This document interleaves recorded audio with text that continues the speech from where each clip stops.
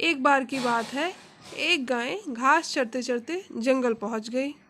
शाम होने पर जब वह घर लौटने लगी, तभी वहां एक बाघ आ पहुंचा और गाय को देखकर उसके पीछे दौड़ा।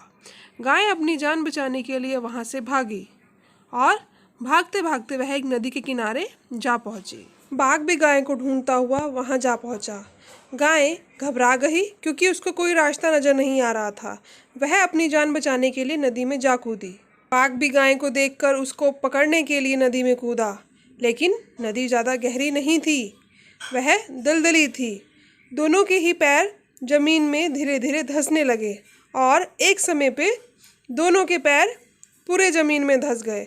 अब पानी उनके गले तक आ रहा था। दोनों अब कुछ नहीं कर पा रहे थे। बाघ गाय के इतने नज़दीक होकर भी उसको नहीं पकड़ पा रहा था। इस बात पर बाघ को बहुत गुस्सा आ रहा था। तभी थोड़ी देर में दोनों में कुछ बातें होने लगी। गाय ने बाघ से पूछा, क्या तुम्हारा कोई स्वामी या मालिक नहीं है?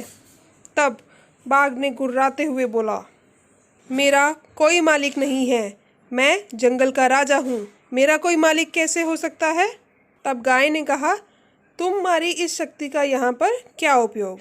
तभी बाघ ने पूछा, तुम मेरी छोड़ो और ये बताओ, तुम भी तो यहाँ फंस गई हो और मौत के करीब हो, तुम्हारा क्या होगा? तब गाय ने मुस्कुराकर कहा कि शाम होने पर जब मेरा मालिक घर पहुँचेगा और मुझे वहाँ नहीं पाएगा, तो वह ढूंढता हुआ यहाँ आएगा और मुझे अपने साथ ले जाएगा। शाम होने पर जब गाय का मालिक घर पहुँचा और उसको वहाँ नहीं पाया, तो वह बहुत बेचैन हो गया और उसको ढूंढता हुआ जंगल आ पहुँचा। जब उसने गाय को नदी में देखा तो वह बहुत दुखी हुआ और गाय को निकालने का प्रयास करने लगा। अंततः वह इस कार्य में सफल हुआ।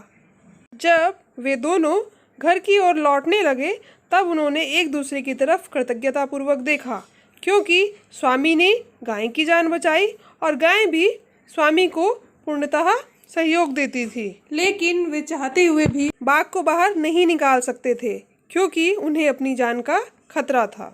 दोस्तों, किसी पर निर्भर नहीं होना अच्छी बात है, लेकिन मैं ही सब कुछ हूँ और मुझे किसी की आवश्यकता नहीं है, यह अहंकार है और अहंकार से ही विनाश की शुरुआत होती है। संसार में ईश्वर से बड़ा हितैषी कोई नहीं होता।